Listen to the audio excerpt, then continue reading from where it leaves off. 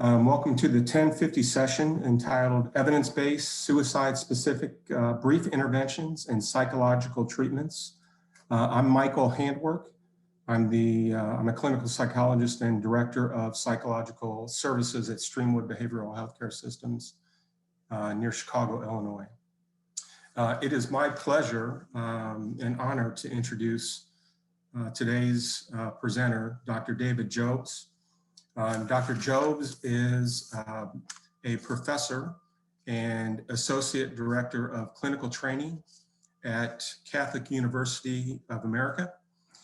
Dr. Jobes has been conducting and publishing research on suicide assessment and intervention for more than 30 years. He's been a consultant to the VA and each branch of the military.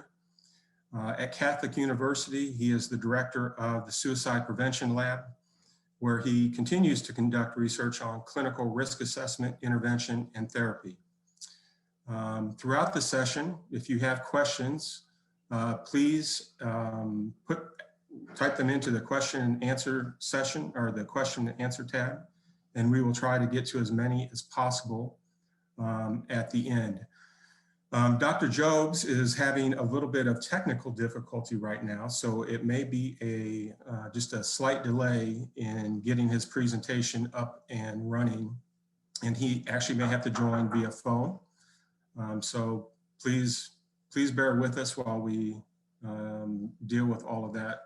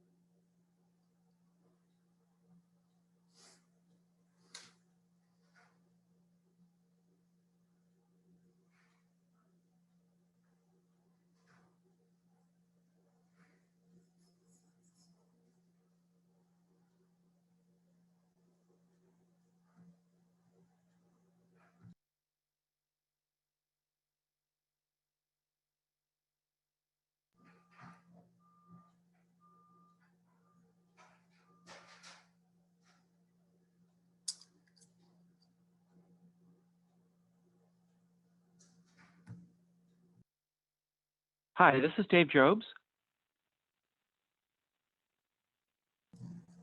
Dr. Jobes, how are you doing? I'm glad you were able to join us. I just introduced you and let them know that we were having some technical difficulties, so you are good to go. Okay, great. Is this Mike? It is, yes. Well, thanks, Mike. I'm a little stressed out, but I'll recover here quickly. I understand that if I let you guys know, you can advance my slides. And so with that, I will dive on in the best I can. The wonders of Zoom are not always wondrous. So thank you so much for the chance to speak to you this morning on evidence-based suicide-specific psychological interventions, brief interventions and psychological treatments. You heard my intro, so no need to belabor that. My next slide, please. My disclosures. I'm a treatment researcher funded by the NIMH for studies I'll allude to in this presentation. I receive book royalties from the American Psychological Association Press in Guilford, and I'm the founder of CAMS Care, which is a professional training and consultation company. So I'm just so delighted to be with you today for this incredible lineup of heavy hitters in the field. You just heard from my colleague, Dr. Lisa Horowitz from NIMH, and I want to begin my discussion, next slide, with just a quick reminder that our interventions for suicidal risk begin with screening and assessment. And so you probably heard Lisa talk about the different approaches that are out in the field. The one that's widely used is the PHQ-9, which is actually a depression screener, the Columbia Suicide Severity Rating Scale, developed by Kelly Posner and colleagues at Columbia University, which is widely used, but for my money, I'm really most fond of Lisa's Ask intervention, and have been a collaborator with her. We collected data on the Ask at Walter Reed here in the Bethesda area. And so by definition, screeners are very brief. and the ask really gets to that, both for pediatric populations as well as adult populations. Next slide, please. So assessment isn't treatment, and management actually isn't treatment. And so this next slide here depicts some of the safety planning interventions. The most famous and well-known is the Stanley and Brown safety plan, developed by Barbara Stanley at Columbia and Greg Brown at Penn. A very similar version of this is the crisis response plan, developed by David Rudd and Craig Bryan. And this one is actually done on an index card. And then a variation on this theme is the virtual hope box, developed by Nigel Bush, which can be done on one's phone. I always draw a distinction between treatment and management. And a lot of times, like in the zero suicide model, safety planning is seen as treatment. It's really not. And neither would Barbara or Greg or Craig think of managing suicidal crises as treatment. So these interventions have excellent and robust support. A case comparison study that Greg and Barbara published in JAMA, a really elegant randomized controlled trial that Craig published on crisis response planning, appeared in the Journal of Affective Disorders. So this distinction is not trivial and very central to what I'm here to describe this morning. Next slide. Another element in management is the use and referral to the crisis Lifeline, the National Lifeline, which is 1-800-273-TALK. There's new legislation that was just passed in the last year to move this number to a 988 designation, like 911, but for suicide prevention. So that's a big legislative breakthrough and a big development. There's also a crisis text line, text home 741-741. These are both excellent resources that clients and patients should be made aware of. And also kind of linked to this notion in the spirit of management and handling crises is the notion of lethal means safety, or discussing how we limit access to readily available lethal means. And so on the right here is one version of this. CALM is another well-known version of lethal means safety discussion. Now, getting more into interventions, what's very hot right now are interventions that are very brief. So for example, the Teachable Moment Brief Intervention, TMBI, was developed by Stephen O'Connor, who's now a program officer at NIMH. I'm proud to say that Stephen is a graduate of my lab at Catholic University, now really in this incredible position as the chief of suicide prevention research at NIMH. His one-touch intervention was developed for medical surgical units and had 2 feasibility trials with really excellent follow-up data. Variation on the theme is Peter Britton's motivational interviewing, a 2-session intervention that has been done on inpatient units in the VA. Peter's continuing to do randomized control research. And then a very exciting intervention comes out of Switzerland by Conrad Michel and Anya Millard. And this is called the Attempted Suicide Short Intervention Program, or ASIP. And what's really exciting about the ASIP intervention, and you might need to advance the slide for this, is that in a 2-year follow-up randomized control trial, they saw an 82% reduction for basically a 3-session intervention that involves an interview where the patient talks about a previous suicide attempt. And then you see here depicted Dr. Michel and Anya watching a video of that interview. So the interview is used as a stimulus for discussion and then potential interventions to learn from that narrative approach. Really nice randomized controlled trial, which is the gold standard of what works in science, as we know from the vaccine developments. And this ASIP intervention is now being pursued in, I think, 3 different replication trials. I want to talk about a genre of interventions that maybe are not well known to you.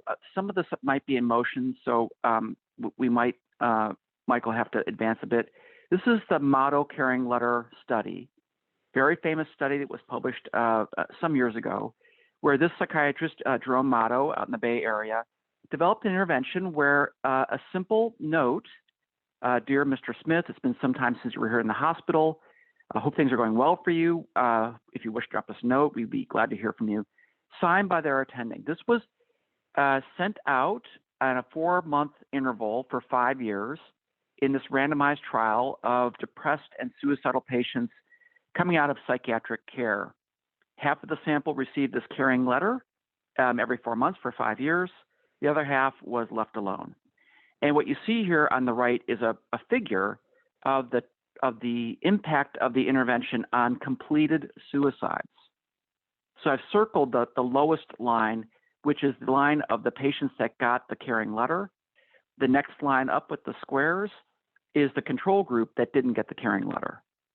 Because this is a randomized controlled trial, we can say that the caring letter caused this particular outcome, and that the reason randomized controlled trials are so important is that the top line is the group that was not in a clinical trial, but these are the folks that sought treatment.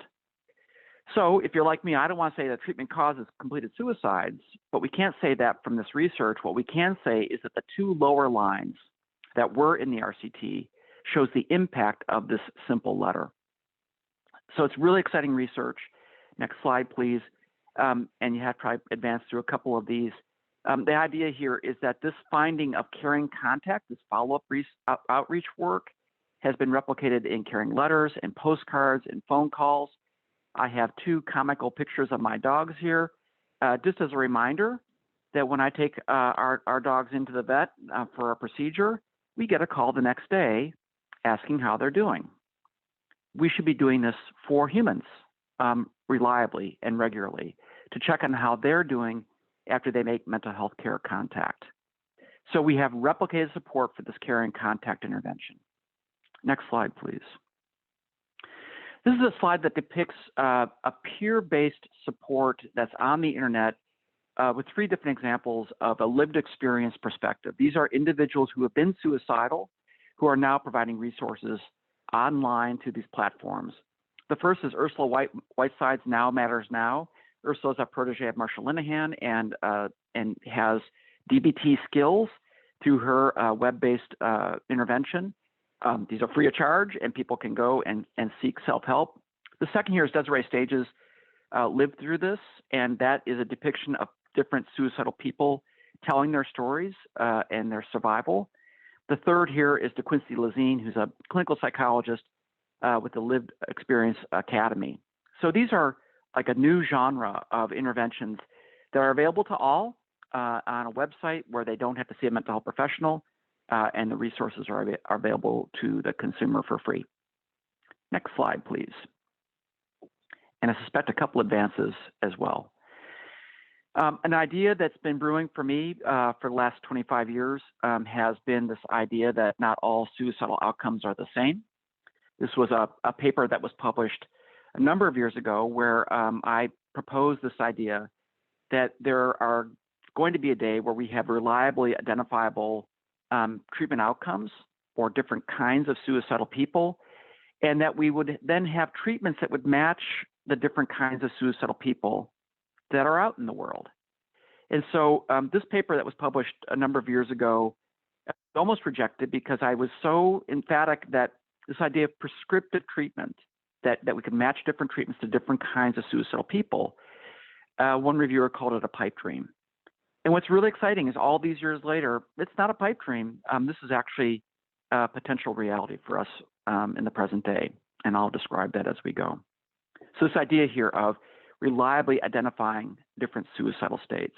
Next slide, please. This is a depiction of sociology, psychiatry, psychology, our efforts to identify typologies, reliably identifiable different kinds of suicidal people with the prospect of thinking of different treatments for different kinds of suicidal presentations. On the left here, you have Emil Durkheim, who looked at social integration and developed one of the first typological systems. On the right, you have Evan Kleiman and Matt Nock. Evan's at Rutgers, Matt is at Harvard University, using ecological momentary assessment to identify 6 different patterns of ideation. Bottom right-hand corner is Igor Galinker, who's a psychiatrist at Mount Sinai, Thomas Joyner, who's at Florida State, who are now combining forces to develop a DSM-6 diagnosis for suicidal patients. Right now, I can't get reimbursed as a provider unless I give a DSM-5 diagnosis or an IDC diagnosis. That's not suicide specific. And why that's important is we know the best treatments are suicide specific treatments independent of diagnosis. In the middle here is some of the work of my lab using different kinds of multivariate analyses, including latent profile analysis, to identify reliably different kinds of suicidal patients. Next slide, please. So this is the meat of the presentation, and if you're not familiar with the treatment literature, you might be surprised to know that, and again, you might have to advance through this a little bit, that there are, give or take, 90 randomized controlled trials for the treatment of suicidal ideation and behavior. And what we know from those trials is mostly what doesn't work. We also know that there's very limited support about the use of inpatient care, which is important to clarify. That doesn't mean inpatient care doesn't work. It does mean that there's a lot of correlational research showing that post-discharge from an inpatient stay, there's a significant 200 to 300 to 400-fold increase risk of completed suicides. Cheryl King's lab at the University of Michigan published a teenage study that showed a second hospitalization was significantly correlated with a more severe suicidal trajectory and increased attempt behaviors. So it's got to make us think, what are we doing in inpatient care, and is it helpful or not helpful? What is treatment? Beyond maybe a couple of few groups that actually patients don't find very helpful. This is from basically NAMI survey data, and probably almost exclusively the use of medication. I'm not here to talk about medication. I will say that lithium carbonate has meta-analytic support. Clozapine is the only medication that the FDA has approved based on only one randomized controlled trial that's not been replicated. And then ketamine has promise, and I'll talk a little bit more about that later. So, the modal response to a suicidal person in the United States is to probably hospitalize them, whether they're mildly or significantly suicidal or not, for a 3 to 6 day stay that may not be very suicide focused. And that would be a clear bias of mine, that for an inpatient stay, the patient should take on board something that they didn't have before they were admitted. So that post-discharge dispositional state is enhanced by that hospital stay. So what we do have are a handful of treatments that have been proven to work in randomized controlled trials, which are the gold standard. And of these, OSIP is one, mentalization-based therapy, but these have not been replicated. So when we go to a very high bar of replicated randomized controlled trials with independent validation from different labs, because you want that independent perspective, here's what we've got: dialectical behavior therapy, 2 types of suicide-specific CBT, CTSP at Penn, and BCBT developed at University of Utah, and CAMS, which I'll talk about as we go here. I just mentioned the non-caring contact follow-up, and there's actually some nice literature in support of that approach. Next slide. So Marshall Linehan is now retired, but the developer of dialectical behavior therapy, DBT, is a world-famous intervention shown to be effective for self-harm and attempt behaviors. Next slide, please. 18 randomized controlled trials, a meta-analysis published last year, really showing that DBT is the king of the hill in terms of treating self-harm behavior and attempt behaviors. It's a very labor-intensive treatment to learn. It's a team treatment. There are 4 distinct components, but by far has the best data, but is a labor-intensive intervention. Next slide, please. This is cognitive therapy for suicide prevention developed by Aaron Beck. Dr. Beck is well into his 90s and still very active in the field. Greg Brown is the lead on this JAMA published study. The CTSP intervention is a 10-session intervention focused specifically on the suicidal mode. And these investigators, next slide, showed a 50% reduction in attempt behavior in comparison to control care. So really nice effect that was in many ways replicated. Next slide, please. By David Rudd and Craig Bryant's brief cognitive behavioral therapy, BCBT, in a clinical trial that was conducted at Fort Carson in Colorado. These investigators showed a 60% reduction in a cousin of the CTSP intervention, a phasic treatment focused on what Dr. Beck and Dr. Rudd referred to as a suicidal mode. And here you see, next slide, the results of their clinical trial, a 60% reduction in a really high-risk population, infantry, soldiers at Fort Carson. So that's what we call independent replication. We have clear, robust data for these two flavors of cognitive behavioral therapy and for DBT. Next slide. I want to talk to you a little bit about CAMS, a collaborative assessment and management of suicidality. This is a therapeutic framework developed in my lab over the last 20, 25, 30 years, depending on how you slice it. CAMS is a framework that emphasizes empathy, collaboration, being honest and forthright, and being suicide focused. And we build a strong alliance and try to increase patient motivation. A signature feature of CAMS is having the patient identify what we call drivers, which are those problems or factors that cause the person to consider suicide in the first place. Next slide, please. Now, there might be discrepancy in what I think I'm presenting, and let me know if I'm off the mark, but I think where we are is adherence to the CAMS approach and looking at the philosophy and the framework. So when you do randomized controlled trials, which my lab is very actively involved with, you want to make sure that there's adherence, that the clinicians in the control and the experimental arm of the trial are doing the intervention as you would have them do, and that there's fidelity, which is that the between group comparison is actually true to form, that the experimental treatment is being done as it's supposed to be, the control treatment is being done as it's supposed to be. That's called fidelity. And so when we do clinical trials, we're looking at, are clinicians following the philosophy? Are they empathic of suicidal states? Are they collaborative? Are they honest and transparent?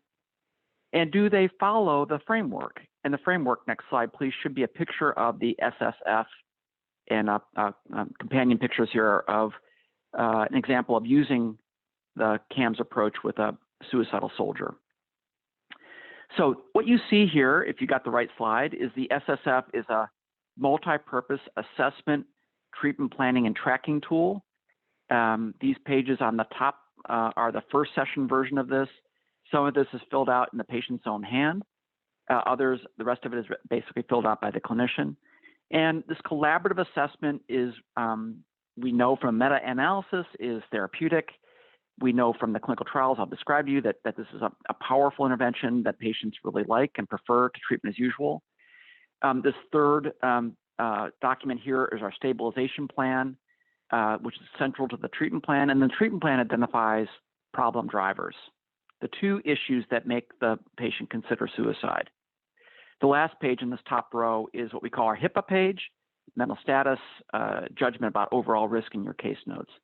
So the SSF here you see in the top row, that is your medical record documentation under the HIPAA privacy rule. It meets all the criteria, and it is your medical documentation that's mostly being completed in standard CAMS in this side-by-side seating arrangement that you see depicted here. When we get into interim care, there's additional tracking and update versions of the SSF, and we have criteria for outcome disposition, which are the last two versions of the form. Now, in standard CAMS, we do this sitting side by side with the patient's permission. There's a kind of an intimacy and a collaborative nature to this. Next slide, please, which I think is a depiction of intervention that we're doing with Microsoft around electronic version of this. Actually, I want to go ahead and go through that for the next slide, which should be a slide referring to COVID-19. I'll simply say that we've worked with Microsoft out in Redmond, Washington, to develop an electronic version of the SSF that can be done seamlessly on a surface with a stylus and converted to alphanumeric and then sent off to the electronic medical record. But since the pandemic is upon us and we can no longer sit next to the patient, we've actually moved to a fillable PDF of the suicide status form. If my Zoom was working, I could actually demonstrate this to you, but actually what we have is then a situation where I'm seeing the patient's seeing me. We have a copy of the SSF, and I'm completing the copy for the patient. In CAMS, the patient always gets a copy of their stabilization plan and of the SSFs across their care. So they make reference to those in the course of their receiving the intervention. Patient always knows what their treatment plan is. They always know what their stabilization plan is. Back in March, we moved very quickly to adapt to the reality of telepsychology, telehealth. Did a series of webinars that are available on our website about how we do CAMS now in a telehealth reality. All CAMS care training is now done online, and we're not going back. I really do think that we're going to see post-pandemic, after the curve gets flattened, that we're going to continue to do a lot of our healthcare delivery by telehealth. Patients like not being seen walking into a clinic. Patients like having their cat on their lap while they're having their therapy sessions. We know from the general literature that adherence and compliance with care is better in telehealth, and we're now involved in a series of studies looking at doing telehealth with suicidal patients. Next slide, please. This should be a slide of correlational open trial clinical support for the SSF and CAMS. The STARred studies are ones that have comparison control groups that are not randomized. So we see a number of national and international studies on the use of CAMS, but we can't say CAMS caused all these good outcomes. We have to do randomized controlled trials. Next slide, please. And these are the randomized controlled trials in support of CAMS. 5 published RCTs showing that CAMS significantly reduces ideation, overall symptom distress, promising data on attempt and self-harm behavior, but may not be the best treatment for attempt and self-harm behavior. By far the best treatment for suicidal ideation. There are now 3 current clinical trials, one in Seattle, up in the right-hand corner here, an inpatient trial in Bielefeld, Germany, and then in the bottom right-hand corner, an ongoing RCT at the San Diego VA, where we're doing all this in telehealth. And so these trials are ongoing. Next slide, please. You should be seeing a summary of the research results for CAMS to date. 8 published non-randomized trials, 1 meta-analysis, 5 published randomized controlled trials. Another meta-analysis of 9 CAMS trials is now under review. So hopefully that gets published in the coming year. We know that CAMS quickly reduces suicidal ideation in 6 to 8 sessions and reliably in replicated, independent replication in Oslo, in Copenhagen, reduces symptom distress, depression, and hopelessness, and changes how a suicidal person thinks about suicide. We also know from the meta-analysis that CAMS, the biggest effect was decreasing hopelessness and increasing hope, and it significantly improves retention to care. So that's really good, robust data. We even have data showing that CAMS can decrease ED visits, emergency department visits, and it really seems to have an impact in terms of it being relatively easy to learn in comparison to more complex treatments that are highly effective like DBT. CAMS can be learned with the first patient in as few as 4 sessions. So it's a framework and not a whole new psychotherapy. Next slide, please. So the Comprehensive Adaptive Multi-Site Prevention of University Student Suicide, the CAMPUS trial, that's quite an acronym, was funded to try CAMS in what's called a SMART design, a sequential multiple assignment randomized trial. So 2 different phases with 700 students who are suicidal seen at 4 university counseling centers. We were going to start this in September. Of course, the pandemic hit. So NIMH authorized us to move to a feasibility trial, which is starting up this month, to see about the nature of online training, and in this case, the online delivery of CAMS and DBT, which is the comparison trial. So a SMART design does really 2 wonderful things. You can look at a first randomization in CAMS versus treatment as usual for 8 sessions. We know about half the sample from our feasibility work is going to respond. Those that don't respond get randomized a second time to 16 weeks of CAMS or 16 weeks of DBT. So you can look at between groups, within groups, the sequencing of care, importantly, different kinds of suicidal people responding to different kinds of doses and treatments. So it really does get at that matching different treatments to different states. Next slide, please. Should be of 2 NIMH R01s that are on their way. One is Ketamine Study at the Cleveland Clinic. Tatiana Falcone is the PI of the study. In this study, 140 teenagers who are suicidal will all get CAMS. And the experimental manipulation half of them will get an IV infusion of ketamine for up to 6 doses, up to 6 interventions. And the control group will get saline infusions. The idea here is that when ketamine works, it works in a really powerful way in a relatively short window of time. So if everybody is getting CAMS, hopefully everybody's going to benefit, but those getting ketamine might get CAMS in a more boosted way by virtue of the pharmacological effect. So super exciting study. I think it's one of the first crossover studies between a psychological intervention and pharmacological intervention. And we are now in IRB review for this study. A pending trial, RCT, is for teenagers at Seattle Children's Hospital with Molly Adrian as the PI and Jeff Bridge at Nationwide Hospital in Ohio as the co-PI. This is a CAMS versus Safety Planning Plus, which is Barbara Stanley and Greg Brown Safety Planning Plus versus Treatment as Usual. This got an excellent score, and we're now negotiating on the budget, which means cutting our budgets. But we do think that this is going to be funded and moves CAMS clinical trial research along with the Cleveland Clinic study into adolescent populations. Next slide, please. This is Jasper Health, which is a tablet-based intervention and a project that has been funded now twice by NIMH for an intervention used in emergency departments. So we know that emergency departments are horrible places, frankly, for mental health patients, especially when they're being boarded overnight or on average wait 8 to 12 hours to see the doctor. The idea here is in that window of time, they could actually engage in this tablet and have a menu of options, different things that could be comforting or skill enhancing, different stories of people that experience up to 12 different options, while they're getting a version of the suicide status interview and ultimately a stabilization plan within this app. The doctor gets, for their part, a report based on the research that we've done on the SSF and then CAMS, and has much more information for this patient when they are able to finally get to the interview.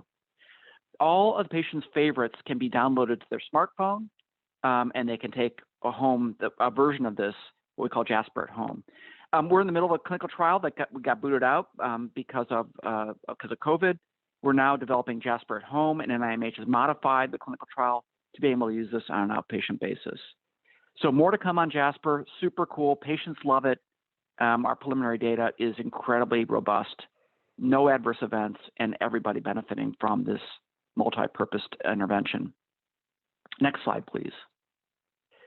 Which I believe is matching interventions. I just wanted to mention, I updated my slides, which I can't show you because of my Zoom blow up, but just last week, the Surgeon General, Jerome Adams, who's the outgoing Surgeon General, released a call to action just last week, listing all the evidence-based interventions that we should be mindful of. That list includes cognitive therapy for suicide prevention, DBT, CAMS, and BCBT, and ASIP. So this is a new Surgeon General call to action that just came out last week. I highly recommend it to you, and it confirms all that I've told you in this presentation so far. In any event, what I want to show you here is that the pipe dream of matching different interventions to different suicidal states is no longer a pipe dream, and you may have to motion your way through this slide to get to a point. What we know to be true is the vast majority of suicidal people don't want to seek mental health care. So we can use public education, the Lifeline, the text line, and caring contacts for that population. But we have the promise on the upper quadrant or the upper section of the slide to use machine learning to route different kinds of suicidal patients to treatments that have been proven to be effective for those patients. I'd point out that 12 million adult Americans have serious suicidal thoughts, and that's the group that CAMS best treats. Next slide, please, which is my penultimate slide in terms of a model. You'll have to advance your way through this motion as well to get to this final outcome. There's a step care model. I've got 1 minute to Q&A, so let me rush through this. It's a step care model where different evidence-based interventions can be layered in for least restrictive and cost-effective care. CAMS, of course, goes in every layer, but other interventions I described to you can also be layered in as well. But my contention is that this bottom bar requires us to have a much larger workforce, what we call a mental health service corps of paraprofessionals like the Peace Corps that could be used to create a whole nother level of support beyond clinical treatment. 988 is coming, so our crisis care system is in flux, and look for good things to come. And that's my presentation, and I'd love to take questions and answers if we are able to. Dr. Jobs, I have to say that was a wonderful recovery and presentation. We have a few questions. I'm going to start off with some, just one that came early On the peer support websites, it wasn't large enough on the screen for people to write it down. Can you either repeat that or tell people where they can go? So yeah, that if you simply Google "Now Matters Now," that's Ursula's, lived through this, and the lived experience suicide academy, or Ursula Whiteside or Desiree Stage or Quick Slezine. I mean, if you just Google search for "Now Matters Now," lived through this, and the Lived Experience Academy, you can locate those websites, and they're excellent. We had another question on the CAMs. I know you said that there was a RCT that hopefully will be done in Seattle. Is that for a PEDS population or adult specific? The 5 randomized controlled trials that have been published on CAMs proper have been all adult populations. So the 2 new trials that one is for sure going to be funded, and the one that we think is going to be funded are for teenage populations. We have a really wildly modified version of it for children, but that's kind of backburnered for the time being because we're mostly focused on teenagers right now. So most of the CAMs data generalizes to adults. Okay. Saving the life is fantastic. However, don't we need to address why someone is feeling such pain that they see the only way out of the pain is death? Absolutely. That's the whole philosophy behind CAMs. We are empathic of people that feel that way. We validate their struggle and experience without endorsing it. And then we ask them quite directly, what makes you feel like you have to kill yourself as the only way to get your needs met? And that's what we target and treat in CAMs. And we know that when we do that, from this meta-analysis that was published some years ago, that patients find that incredibly validating, incredibly helpful, and they like it. And then we know from our clinical trials that treating drivers is an effective way to reduce suicidal ideation, overall symptom distress, decrease hopelessness, and increase hope. Are the brief interventions you mentioned freely available? And if so, No. do you have any recommendations on implementation in a psychiatric hospital? No, they're not readily available. There are papers you can find, and that's one of the big challenges in all of this, is that, for example, Teachable Moment Brief Intervention, there's 2 published papers that you could find if you reference Stephen O'Connor and look for TMBI. Peter Britton's work is still in development. The ALSIP intervention is probably closest of all to being actually usable, but it's now being replicated in randomized controlled trials. The other thing that I would point out, like in the Surgeon General's report that came out last week, it recommends evidence-based treatments that clinicians receive training.